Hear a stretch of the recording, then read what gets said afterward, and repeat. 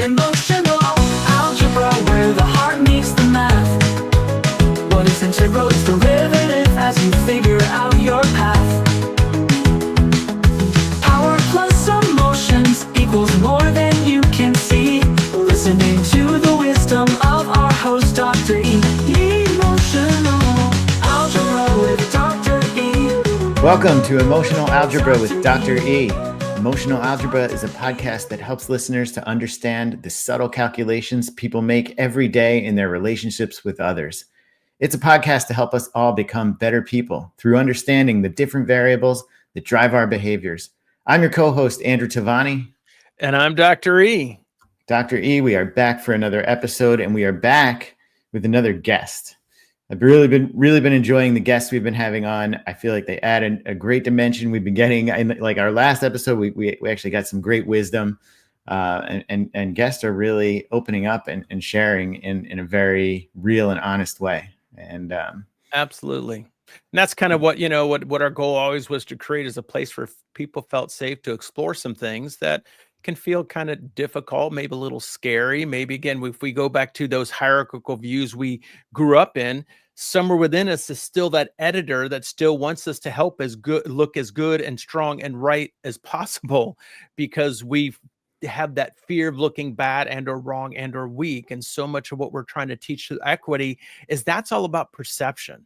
It takes more courage to share those deeper emotions, often the fears and the shames, the terrors, the feelings of guilt or betrayal, because we feel like, well, I'm not supposed to do that in this society.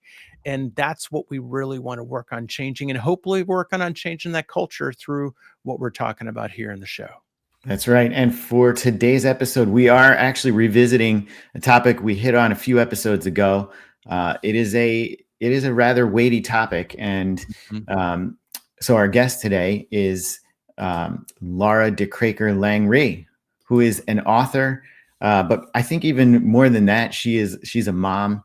And you want to say a few more words about her? She really is a courageous person, and is going to, I think. Absolutely. And I think here again, what's added is when we had Jeff Boosman on, he talked about his personal experience with cancer, whereas here Laura's going to talk about her experience as a parent with a child with cancer. And I think you had a whole nother dimension and a whole nother level, many more levels of emotion, because of those feelings of helplessness and overwhelm and fear, and wanting to take all the pain of your child and take that for them. And I think a lot of parents, and so many parents, would trade places with their child in a heartbeat when they're going through experiences that can feel so painful and overwhelming.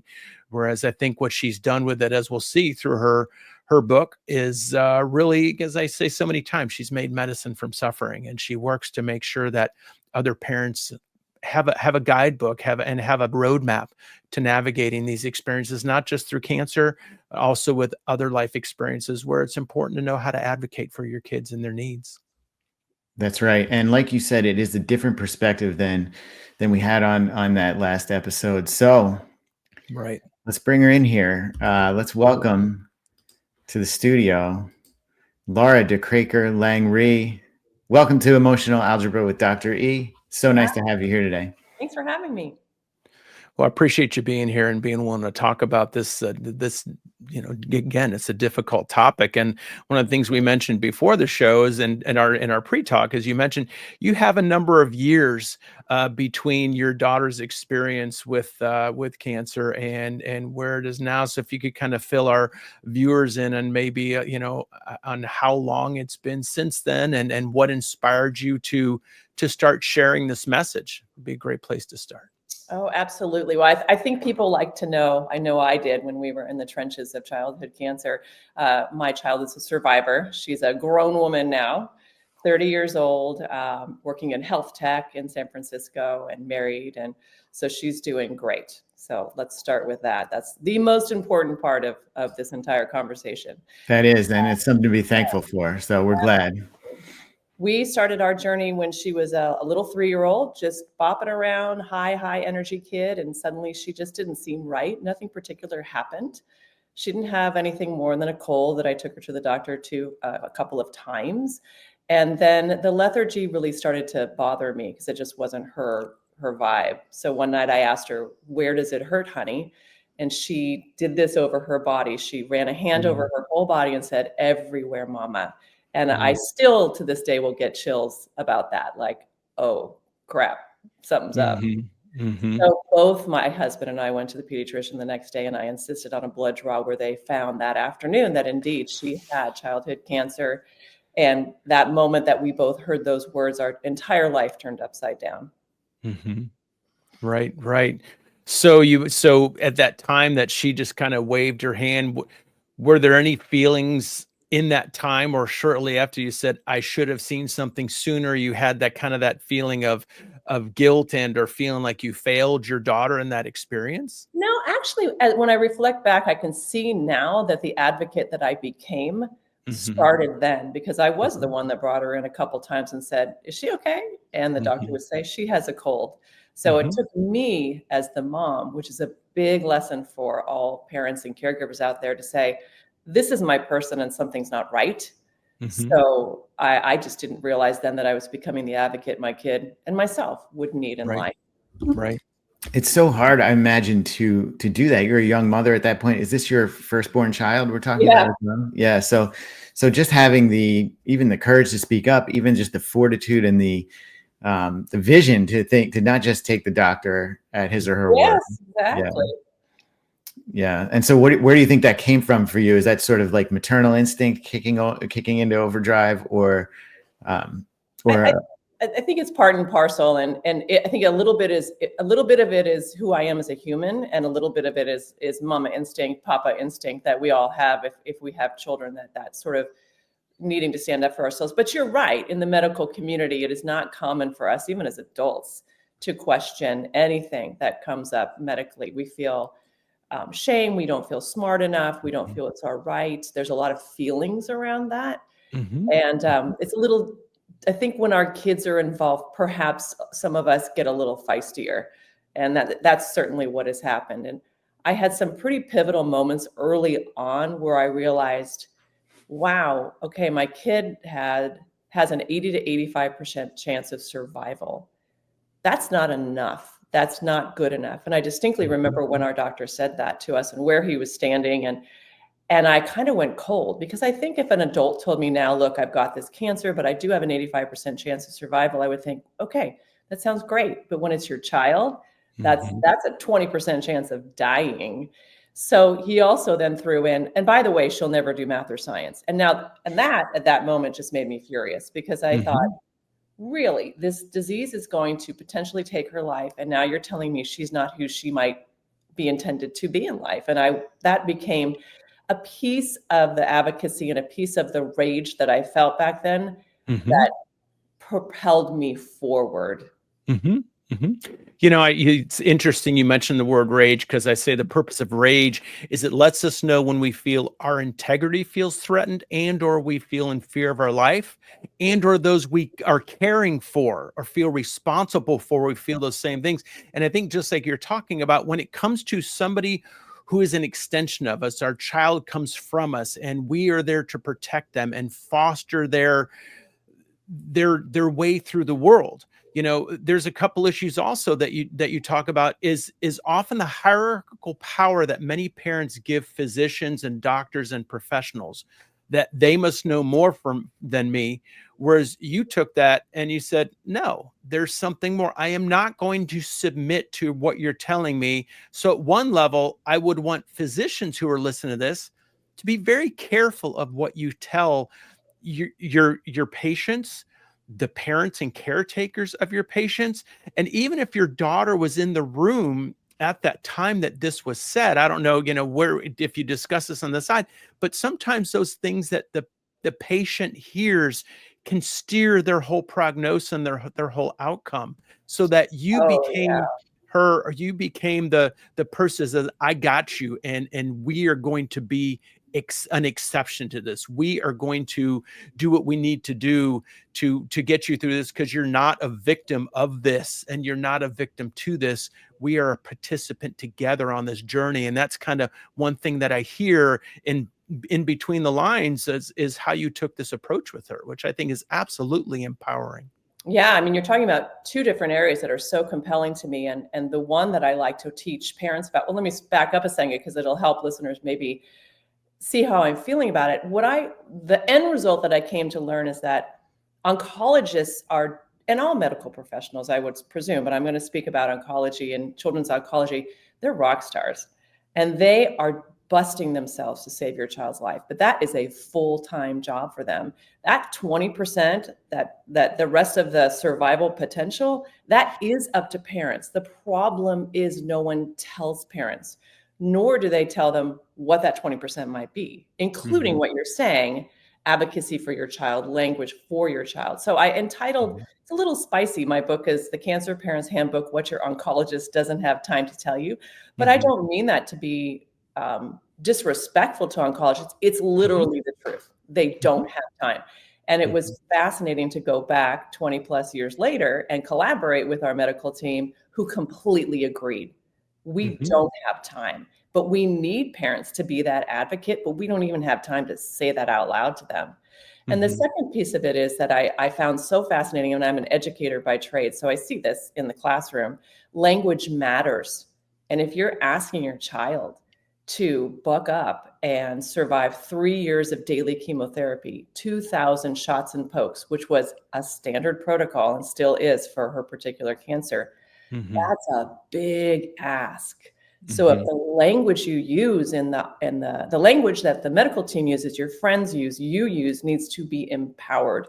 They don't need to see themselves as a victim or sick. Certainly you need to hear their feelings and cuddle them when it's a rough day, but empower them by your words and your actions, because they need that to feel strong to kick cancer's butt.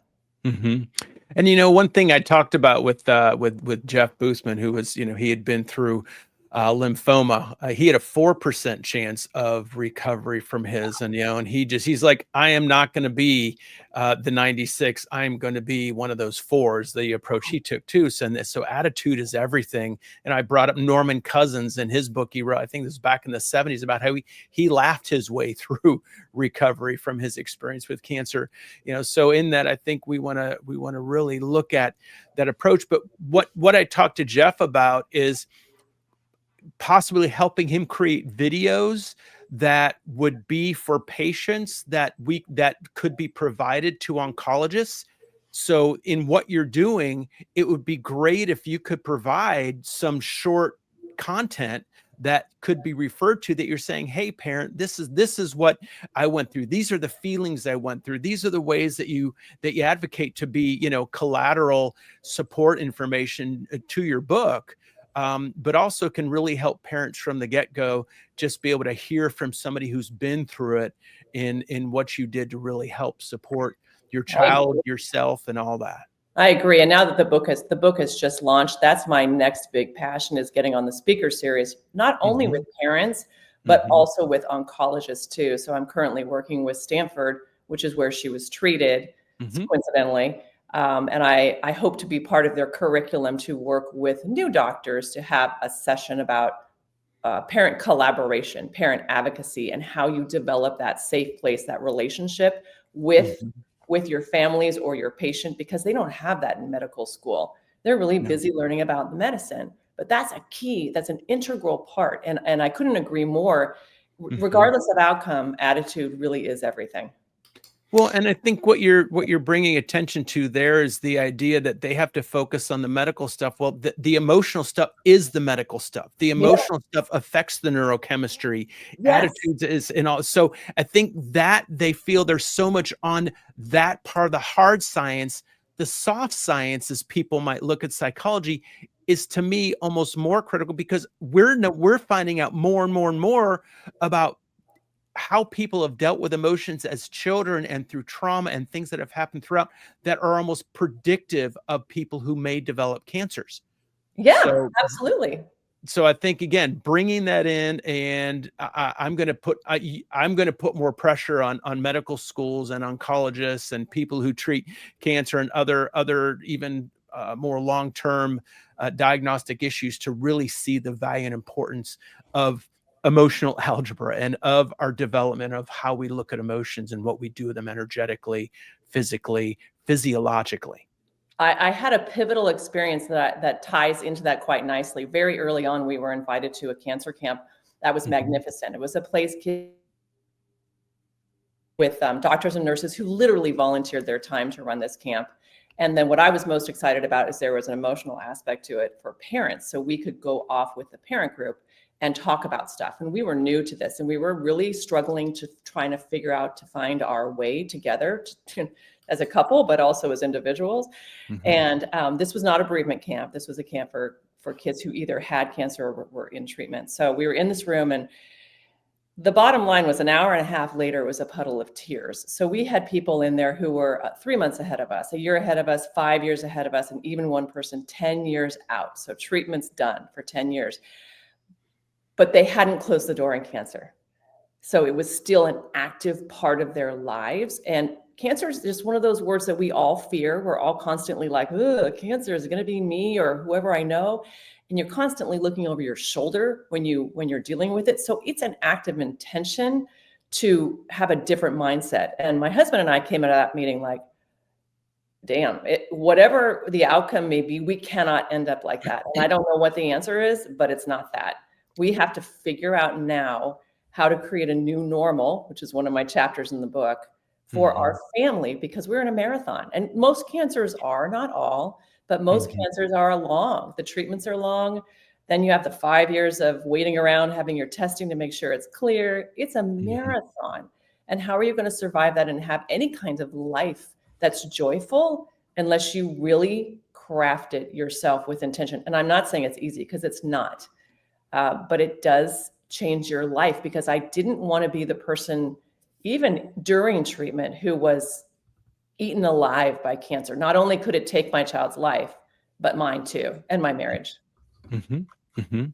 Yeah, I think there are a lot higher divorce rates among families who have been through, and parents have been through kids with cancer in these situations, because it's just, if you handle grief differently, you handle the stress differently, and you turtle in and you pull away rather than opening up those doors of communication.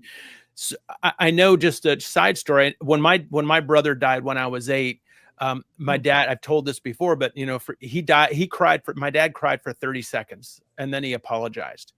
And from that experience, I took on that idea that, oh, I'm not supposed to cry anymore. I buried that emotion. And my parents worked through that whole situation. I think they handled grief each in their own way, and they stayed married and had a happy marriage and worked through things. Just that situation of seeing how my dad handled that strongly affected how I handled those situations. So parents, I think, got to remember, it's not about just getting your child who's sick through that. It's also about navigating and helping the rest of your kids work through that, and seeing, again, yourselves as all on this journey together. Yeah, it's the whole process, if you're caregiving for anyone, is a big multifaceted process that, particularly in the childhood cancer realm or even the childhood caregiving realm, is not discussed. You've got the advocacy piece, you've got the piece about how to make this a new normal, how to create some sense of fun every day. How do you take care of the rest of the family? How do you tend to your own body and soul? Because we all go to, how am I going to tend to the child who's in treatment's body and soul? Of course. But if you don't take care, you guys know, you do this for a living. If you don't take care of yourself first, the rest is not going to happen. It's multifaceted. So what's important to me to teach is the journey of it all, and the areas where you do have control to make a difference in your life and to change your mindset. That is not to say you're not going to have moments of severe grief that just overcome you. And that's okay. Sit in them and live in them, but you will develop tactics and tools to go, okay, I'm going to take the next step towards having a bit of joy today. And Laura, as you were going through this experience, and now that we're looking back from 20 plus years, were you able to take care of yourself? Or is that something that was learned over the period of your daughter's treatments? Or is it something that you figured out sort of after the fact and now, are able to explain to people, but maybe weren't able to benefit from yourself when you were going through it? It's a little bit of both. We witnessed couples, if you're in a relationship, so I'll speak to that, in the hospital, that we saw suffering, in the sense that if they didn't share the job responsibilities of tending to in this case, a child, the person they were caring to, one person's going to burn out. And most often it was a person who was staying at home. And it shouldn't be that way. When you have to be in the hospital frequently and you're hearing hard information, or your child's going through a tough thing and you're trying to fire them up, you're trying to fire yourself up, you got a job share. So that's step number one, is that we figured out early on that in order for our marriage to stay sane, we needed to job share. And very quickly we learned that we needed bits of space in order to do whatever we needed to do. So I would take the morning for a morning meditation time. And he, we had prior to that done all the morning stuff together, but he figured out how to braid the hair and fix the breakfast, and he was just fine. And then I picked up the kids in the afternoon and had snacks and dinner, and he did what he needed to do. And then the second thing you can do is as a piece of advocacy for yourself. And this can apply to if it's something you're going through, or your child, or your parent, or whatever, but ask questions about what you can do to make it feel better. In the early weeks, when we got through the scariest stuff, and we were hopefully on a path that was going to be a little bit more manageable, the nurse said to us, said to Cecilia, "Hey, Cecilia, once a week you're going to have this shot in your thigh, and of course your chemo every day. Do you want to come back to the hospital for that and labs, or do you want your parents to learn it at home?" And she said, "I want mom and dad to learn." And in that instant, we were both like, "No, not us." But that nurse sent us on a journey that was so powerful, because then I went home and thought, well, hang on, I don't want to go to the hospital once a week for labs. So I called them back and said, "Can I do local labs?" And they made some phone calls and they said yes eventually. Who cares? It's the same results. So I got to take that stress away from potentially my child, my younger child as well, myself. I didn't like walking into the hospital. And I would throw the kids in the bike, whatever they call it, but the bike trailer, with books and snacks, and they thought it was fun. And I'd get to do a little workout around the neighborhood. And of course, I am thinking all the time about, okay, I'm going to find out if her cancer is still gone today. We go to the lab. This person now knows us. We walk in the back door. Cecilia has agency because she can pick. She's going to sit on my lap, which arm she wants. We always made sure that she had agency into how it was going to happen. It was going to happen, and she needed to be polite and kind, but she got to pick the rest of the deal, which hand her sister was going to hold. And then we would leave and go get bagels on the bike, and everyone was happy and went home. And I could just quietly know this was going on and go home to my email, and there were the results by the time I got home. A way different experience that added self-care for me, self-care mentally, and a little self-care physically. So it was a bit of both. And I've learned some interesting things from other cancer parents. When I decided to go back and finally write the book, it was during COVID, and I knew I needed to make sure that what parents were up to now. So I joined a couple message boards, told them what I was going to be doing, and they graciously let me observe and chat and ask questions. And it's pretty much the same. They don't really have the opportunity to do those kinds of things, and they always think about their child first. So I knew that was something that needed to be discussed at length. And I also found out that a pivotal piece is that you don't always get to the end and feel great. Sometimes for a lot of people who go through a big trauma of any kind, but certainly a medical trauma, the end is harder. And I didn't know that. So when I talk about that in the book, I tanked big time after it was over. That's something I talk about with parents now. Not to not expect to tank after, but what can you do prior to that to supplement your mind and body? So maybe it's not quite such a, drop emotionally and physically, because you're depleted. Is that like almost like you trying to inoculate them on what to expect, and after all that's over, then you've been holding it together so much, just finally like, is that kind of what it felt like to you? Totally does, yeah. And parents are looking over their shoulder for quite a long time for relapse. It's a very real, scary thing to let go, and you get kind of used to being that role too. So how do you let go of that fear and that preconceived need that I'm needed in this spot when it's over? Well, I always talk about the purpose of fear is that it lets us know when we may need to protect ourselves and or people we're caring for. And with something that's so life-threatening, I would say it can go beyond fear very quickly to terror, to panic, and feed helplessness and overwhelmed, and then that fear of failure, and then the pain that comes from feeling like you missed something. So that from the beginning, you talked about that you felt you had your eyes on her and quickly got her into the doctor. I think there are a lot of parents out there who may feel like they had a feeling and didn't trust it and waited too long, and then use guilt as the weapon. Even after their child recovers, they use guilt as almost as a preventative means to say, what if I screw up again? What if I screw up again? And that doesn't let you be the parent in the way you can be, because you put guilt between you and that love for your child. You know what I mean? And then their health almost prevents you from feeling guilt while you still have that anticipatory guilt stored up inside. You're absolutely right. And I hear that what if from cancer parents all the time. That what if that you're describing is huge. Laura, I'm sort of struck by how you and your husband seem to be able to figure things out in the throes of all of this disruption to your lives and whatnot.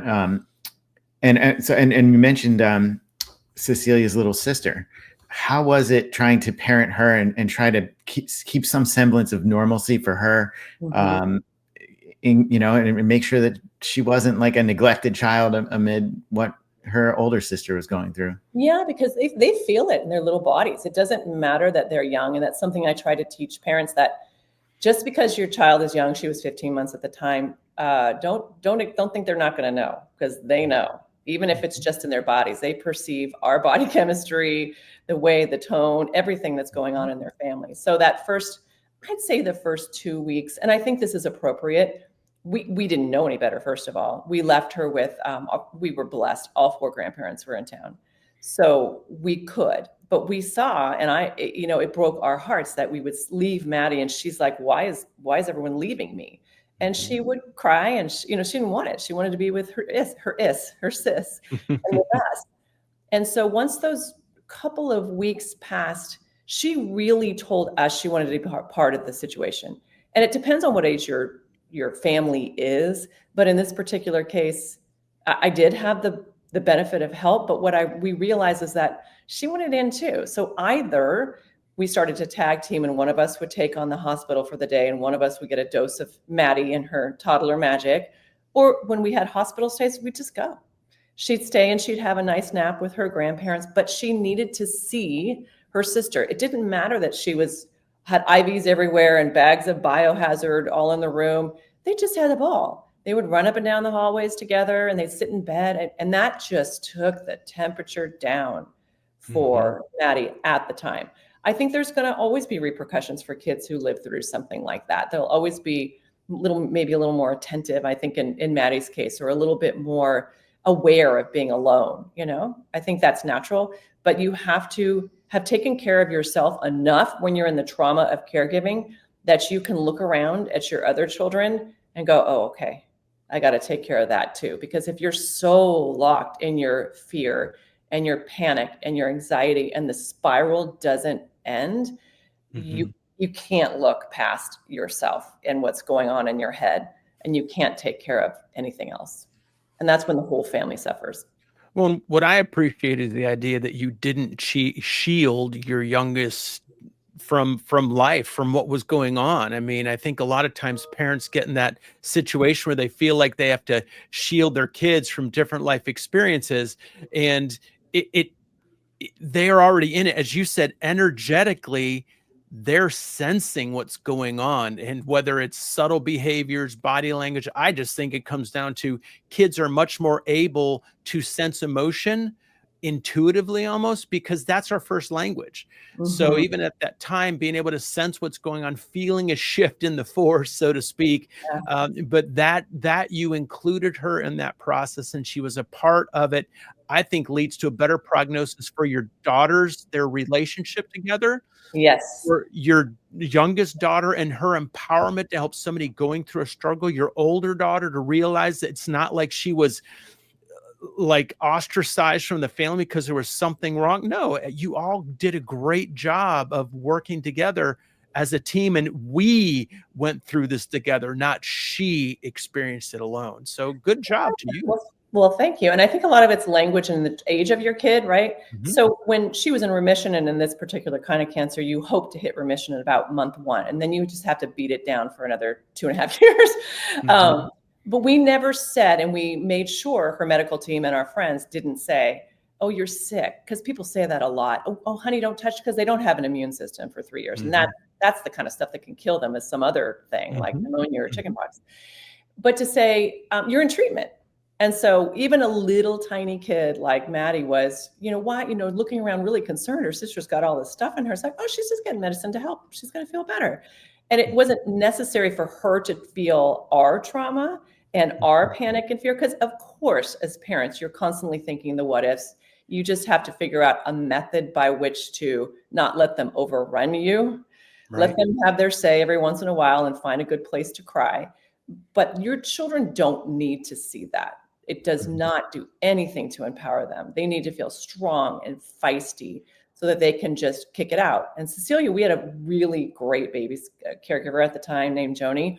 And she really early on was going through a book with her about animal spirits. And she said, well, what's your animal spirit? And Cecilia decided it was dinosaurs. And she decided which brand of dinosaur hit this leukemia cell and which one was on patrol. And she literally had the visualization of who was killing what that she didn't want in her body. And she had her family and friends developed a little menagerie that we would take with us for hospital stays. And, that kind of stuff's really empowering. So looking for ways and when your kid feels empowered, you feel empowered too. And I would like to comment, though, I think I teach that it is okay to show sadness and to show tears in front of your kids if you explain and say, sadness lets us know when we feel pain, and I feel pain about this. And it's to what degree. If every day you're kind of sitting in the woe is me, and I think that's different than the times that we might feel that sadness. Say, I feel sad for your circumstance. Part of me feels helpless because I want you to get the help, and this is what we're doing to take care of helplessness. Is we're getting you help here. And even when people get to that feeling of hopelessness, I would say the longer we feel helpless, the more likely we are to feel hopeless. While what I feel like you did is you used that feeling, going back to your words of fear and determination, you let fear be your motivator, not your paralyzer. And all the other fear-based emotion of terror and panic and helpless and overwhelmed, you use those as tools to help you find solutions. And I think a lot of times people feel those emotions as weapons that they use to affect their own emotions, feelings, ability to handle things that then can, as you're talking about, roll over to your kids, to your family, to your relationship, to all these other factors. So again, you've done a lot of really good things. The book, all the things you're talking about is really great insight for people, and sharing your experience takes courage. Yeah, thank you. I appreciate that. And I think that's part of why, especially in being a teacher overall, is that this journey really pissed me off. It made me a fierce advocate and warrior. And what I did not like is that we didn't have a guidebook. There was one book out there that's still the only one. Well, not anymore. Now there's me. But it to teach us what we could do, what our options are, what the journey is maybe like. And it's not the same for all of us. And I'm very clear about that in my forward. Like, these are options for you that you can have and that you can take to empower you to be your best while you're going through this really scary, traumatic, panic-stricken experience. They're knowing what our options are and how we can create a new normal, or create a hospital party that's really fun for our kids so they're not so stressed out, or how to handle the pokes and procedures, how to talk to our doctors, gives us agency, which, to your point, gives us hope. And I wanted to level the playing field for all of us who not everybody's going to be feisty when they're going through it. They very often are very paralyzed, which I totally understand. There's a lot of people who don't speak the language, who speak English, who are in a hospital situation. How do they communicate with others? How do they know what's going on? How do they advocate? if we all have the same information, what we choose to do with the information is up to us. But that's been the part that has ticked me off for so long and made me want to be an advocate for parents of kids with cancer or who are caregiving in a long-term situation, because we need to know what our options are so that we can make a difference and be a great collaborator in the medical care of our family. Mm-hmm. Laura, you seem to be able to speak about all this with some relative ease. I guess that's partly given to how long it's been. But I'm also wondering what, if any, effect writing the book had on sort of your perception of this entire experience, or even maybe if it was like therapeutic in a way to go through and think about these things again and relive it to some degree in order to get it down on the page. Yeah, I was really lucky in that I met a woman the first week, Irene, and she marched up to me with a baby, a kid in a stroller and a baby in her front pack. And she said, "You look like you need help." And she was the first person who taught me. She gave me her email and her text, and she's like, "Don't forget to ask this. Don't forget to do that. If your kid's we're on the same protocol, try this and try that." And I suddenly knew that I had options. So that really informed how I saw what was next. Tell me what your question was again.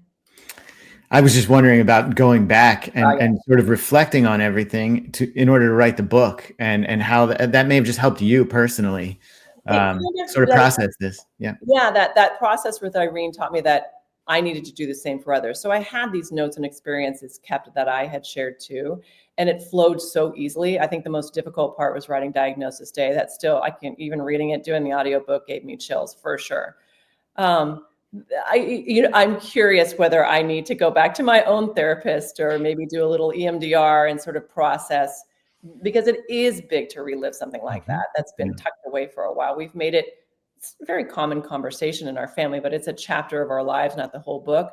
But I think it's fair that I'm definitely looking around and thinking, do I need to process this a little bit just to make sure that I'm in a good place with it? Well, and it's a great point you bring up, because I always talk about how we take experiences in our life and we figure out if they're good or bad or right or wrong or strong or weak, and then we fragment that energy and we keep that energy back there. And I think talking about it is one level of reacquainting us. And as you're saying, you're talking about it, you're realizing there might be more back there to process at a deeper level. And that's where, for me, the procedures, you go back and you find that part of you that's stuck in time, and you say, "Hey, you've been stuck back here for a while, and I want to help you. I want to support you through this journey. So come and take my hand, and I'm going to bring you up to the present, and know that what you felt overwhelming, and I might not have wanted to feel everything you felt. That was where I was at then. And now I accept you. Now I see you. Now I feel all the emotions, and everything you felt was perfectly understandable and perfectly okay." And that's where, through that process, often, whether it's hypnosis, EMDR can help with that. Ketamine assisted psychotherapy is, some of the work I do too, as well as they're working more with psilocybin and things like that. Yeah. In other words, whatever people feel that they can do to get to that deeper fragmented energy, as I call it, to reclaim it and bring it up into your light, bring it into your presence, bring it into a place of unconditional love and acceptance. Because you're right, as a caretaker, we will do almost everything for those that we caretake for to let them know they're as unconditionally loved as we can, yet we put condition of love and worth on ourselves in the process of caretaking. Oh, absolutely. And I talk about therapy a lot with in the book, because I think it's so pivotal going through, not just for yourself as an adult, because we kind of always think about the adult, but the kid too. And that can come in the forms of play therapy and whatnot. But it's really common when we go through, I can speak only to the childhood cancer experience, but other experiences I've had in life too, like that you're referring to, it shows up later. So I see it showing up later. It's showing up later for my child who had cancer. It went away for a while and then showing up. And getting therapy to unpack that so that it doesn't harbor what you want to do in your life and how you feel about yourself and how you feel about life experiences is so important. And I think that's really something important for parents to bear in mind, that even if their child had a good experience, like Cecilia did, she not only survived, but she had, she left our last hospital visit spinning around saying, "I'm going to miss this place." Because we had, intentionally tried to make it a fun experience, as fun as it could be. Mhm. Nonetheless, she had 2,000 invasive procedures. She was poked and prodded and touched and spinal taps and shots, and that stays with you. And that's going Mhm. to take a while to unpack. So there's all kinds of different forms of therapy that you mentioned. Some are free, Mhm. some are not. But do something and get your kid Mhm. in something. Mhm. Yeah, and even one thing to talk about is as kids grow, they often re-experience their life experiences from each developmental level. Their brain processes that situation differently. And then as we grow up into adults, and then again, maybe even as your daughter's considering having kids, she then might process it a different way. Then when she has a child, then when her child turns the age that she was. So we so often see these returns. I want to call a lapse or relapse because it's an emotional resonance with something that we're feeling that resonates with those emotions we had from the past. And if we can embrace that resonance and heal it, it doesn't have to keep coming up. It doesn't have to keep returning because we've helped it to find its peace. We've helped to return that emotional disruption to its resting state, as I say. Yeah, absolutely. So one thing I did want to talk about is for some families, while we're talking about advocating, sometimes you as a parent will do your best to advocate for your child and they still may not survive.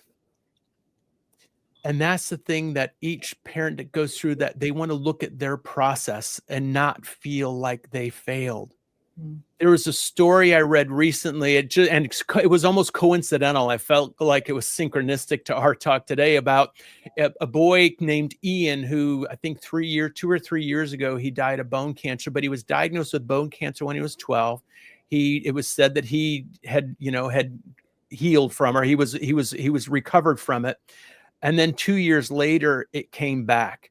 Mm. And there's a picture that went around on social media. It was an article written about it, but about him holding his little brother who's in tears. And in that process of holding his little brother who was so sad and upset, he was there to support the little brother. He said, Ian said, I don't feel so upset about my cancer returning so much as I feel sad that I can't make the difference in the world that I want to make. Mm. And what I said in that post after that, I said, sometimes it's the echoes that we leave when we're no longer here, because that post has reached so many people that he didn't survive necessarily to see the impact that post is still having on people, on living life to the fullest, on making the most of those moments. And something within his family also likely helped him to see it that way. So in that, I think it's realizing that if we see that life is evolving and life is happening, there's a Zen koan that says grandfather dies, son dies, this is good fortune. And people often see death as a tragedy, wherein I addressed that in the post. I said it's death is about change, it's about transformation, it's about what we see through the experience and how we see that process of transformation, what we do with holding on to grief. And just as I said, when my brother died, the way that I saw grief handled is I carried that grief buried deep inside for, another 12 years or so. So even as an advocate, knowing that we can do our best and we might not have the outcome does not mean we failed our child, does not mean we failed the people that we're caring for.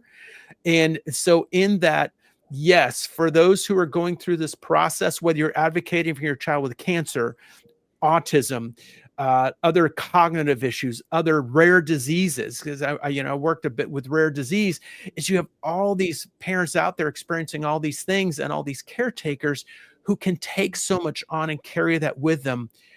If you carry it with you, it's going to prevent your ability to really see what life is bringing to you rather than feeling like it's happening to you.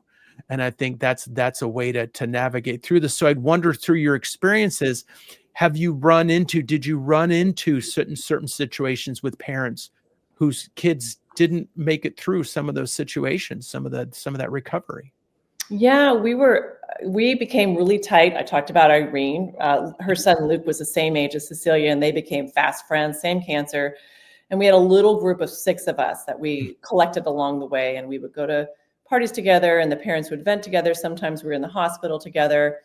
And it's just the roll of the dice. 3 of them died, including Luke.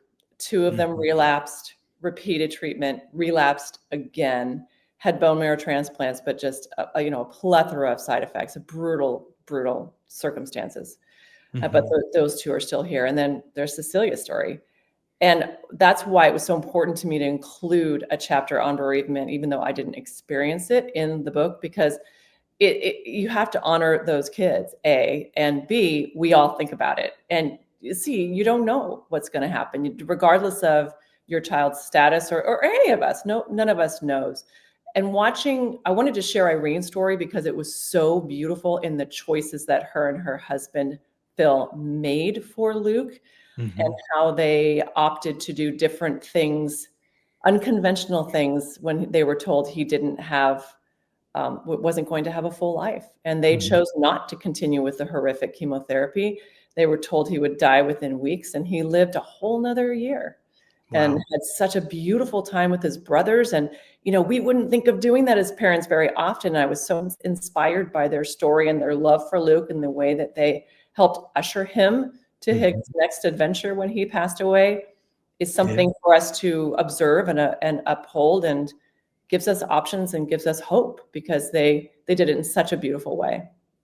Sometimes love is almost more powerfully expressed when you're letting go than when almost holding on so tightly. So their ability to let him go and give him quality of life as much as he could to the end, and giving him that journey, that takes a lot of courage. I think it takes wisdom. It takes collaboration as parents to do that together. And, we all are at different points where, like you said, you were feisty, fighting for your daughter and making sure she got the best care she got and worked through things. And who knows how you might have responded had you gotten to the point that Irene and her family got to with that. And that's where one thing I also encourage people don't do: be careful not to judge other people on their journey and the decisions, especially when it comes to medical care for kids, because so many people want to have an opinion and want to judge and say things when they just don't know. And I think that's an important part of advocacy too, is being able to say to people where your boundaries are. So, I appreciate you wanting to help. What you're saying right now isn't helping. If you could just let me know you're supporting me, you're supporting the journey, I would love that. And really making sure that you're having those boundaries, even for your kids. Absolutely. And it is difficult in those spaces to not kind of think about what if it was me, and what if it was, what are they doing and why? And with our little group having such difficult times, we never really had the benefit of thinking everything was going to work out okay. That was a very difficult thing to constantly have a positive attitude about outcome, because it didn't seem fair. We weren't seeing that around us per se. And that would cause a spiral from time to time, for sure. And as we neared the end of treatment, when several of those kids were relapsing, we went to our pastor. I happened to be a Methodist, and just, vented and told the whole story. And, how are we supposed to stop looking over her shoulder and blah, blah, blah, blah, blah. And she paused for a second and she said, have you ever considered that she's the hope? That maybe that's her job. And I had never considered that. In all of this, we didn't necessarily have to think about the doom and gloom. We could also consider equally that perhaps things would work out well and she could be the hope. And that changes your mind, even amidst supporting your friends who are going through the opposite. It's tricky, but you can validate and support those friends who are going through the worst. And you can also think, well, that might be different for us. Right.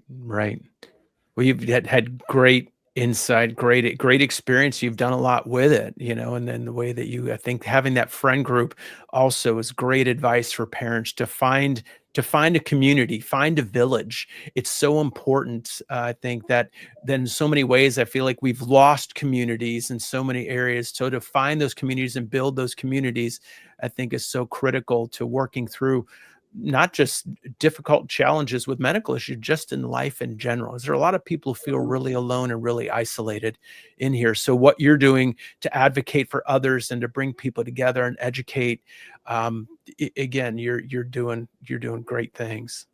Thank you so much. It's so important for us to be able to learn how to ask for help and to accept it, especially when we're going through a traumatic experience. Absolutely.